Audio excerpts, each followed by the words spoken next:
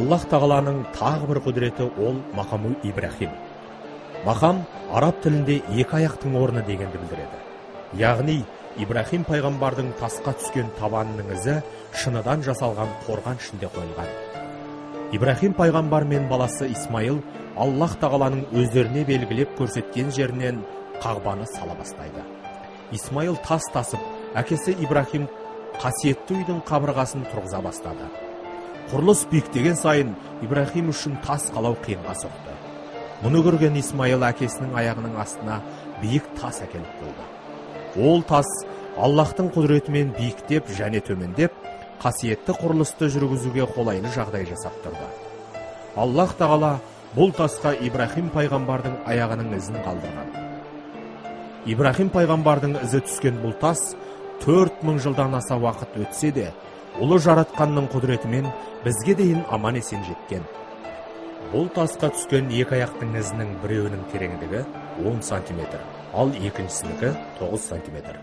Құранда Аллах тағала бұл жерде Аллахтың дәлелдері болған мақамы Ибрахим бар деп ерекше атап өткен.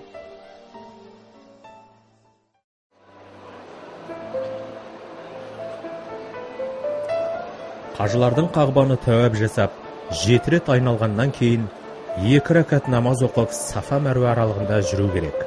Бұл рәсімнің шығуына төмендегі оқиға себеп болған. Ибрахим пайғамбар ғалейхиссалам Аллах тағаланың бұйрығымен зайыбы Ажар анамызбен емшектегі баласы Исмаилды қазіргі Зәмзәм құдығының орналасқан жеріне әкеліп тастап кетті. Ол уақытта қазіргі Мекке қаласының орналасқан жерінде ішер судың жоқтығынан тірі жан мекендемейді. Су жоқ шөлді мекенде Ажар анамыз бен баласы Исмаилға өмір сүру күннен күнге қиындай түседі. Бірақ өздерін сол жерге қалдырып кетуі жаратқан иелері Аллах тағаланың өзі бұйырып, оларды жапан далаға тастап, ұмыт қалдыру мүлдем мүмкін еместі. Жас сәби Исмаил су сұрап жылай бастады. Ана байғұс сәбиінің шырылдауына шара таба алмай шарқ ұрып, зыр жүгіреді.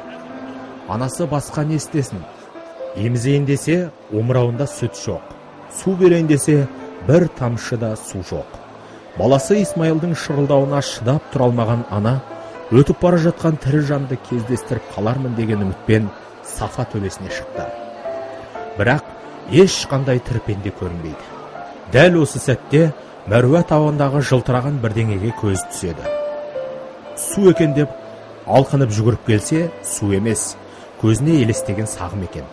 Сөйтіп екі таудың арасында алқынса да, үмітсіз шайтан дегендей ерсілі-қарсылы жүгіре бастайды. Мәруа төбешігіне 7-ші рет шыққан кезінде Жәбірейіл періште баласының аяғының астын жерді қазып жатыр екен. Әне-міне дегенше су көрініп аға бастады. Бұл құбылысқа қатты қуанып кеткен Ажар анамыз Зәмзәм деген екен. Бұл сөздің мағынасы су ақпасын дегенді білдіреді. Ажар анамыз бен ұлы Исмаил ұзақ уақыт басқа азық жеместен Зәмзәм суымен қоректенеді. Қазіргі кездегі қажылардың Сафа мен Мәруа төбелерінің арасында жүгірулерінің хикметі мен мән мағынасы Ажар анамыз бен ұлы Исмаилдың басынан өткен осы бір ғибратты оқиғаны сезіну және жандандыру. Пайғамбарымыз Мұхаммед саллаллаху алейхи уассалам сағи әдет ғұрпын орындағанда екі төбешік арасын жүгіріп өткен. Қазіргі уақытта осы сайды екі жасыл түсті белгілер көрсетіп тұрады. Қажылар осы екі сызықтың арасынан жүгіріп өтуі тиіс. Бұл күндері Сафа Мәруа 3 қабаттан тұрады. Ол жерде салқындатқыш желдеткіштер қойылған. Екі аралығы 400 метрге жуық. Оны 7 рет жүріп өту керек. Арбалар жүргізуге ыңғайлы болу үшін арнайы жолдармен бөлінген. Жасы ұлғайған кісілерге жаяу жүру күшке түсетін болғандықтан, ақылы арбакештер тез айналдырып шаршатпай жеткізеді.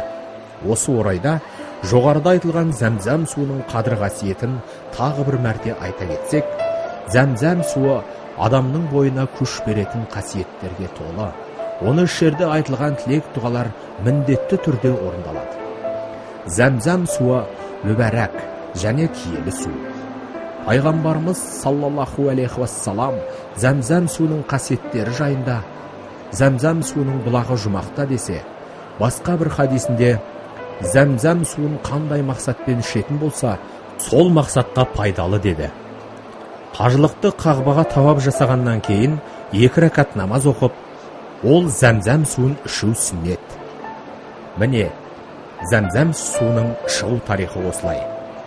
Қажылар елдеріне қайтар кезде зәмзәм суын арнайы ыдыстармен алып қайтады.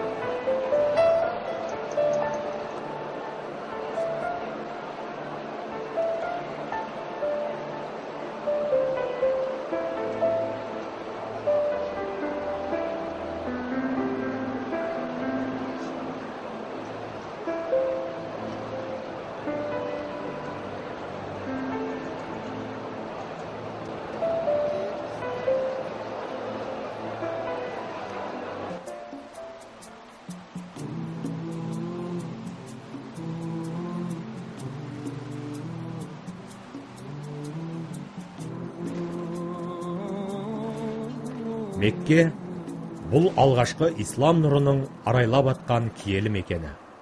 Руханият әлемінің қастерлі бесігі. Мекке мұсылман жұртының қыбласы саналатын Қағба қасиетті орын.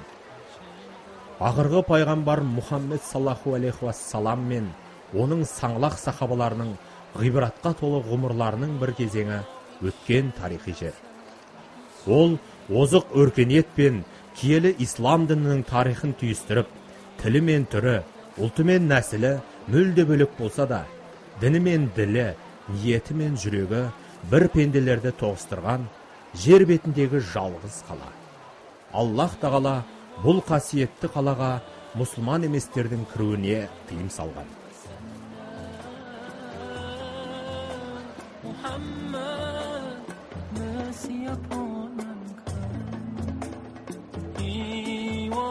Muhammad sallallahu alayhi wa sallam.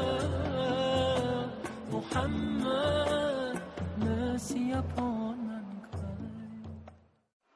Намаз уақыты кезінде қасиетті қала көшелеріндегі абыр-сабыр қозғалыстар ешқандай жандың бұйрығынсыз бәрі-бірдей намазға отырады. Керек десеңіз, жұмыстарын тоқтатып, қала дүкендері уақытша жабылады. Аллахқа құлшылық етіп, барша қала жұртшылығы сап түзеп намазға тұра қалады.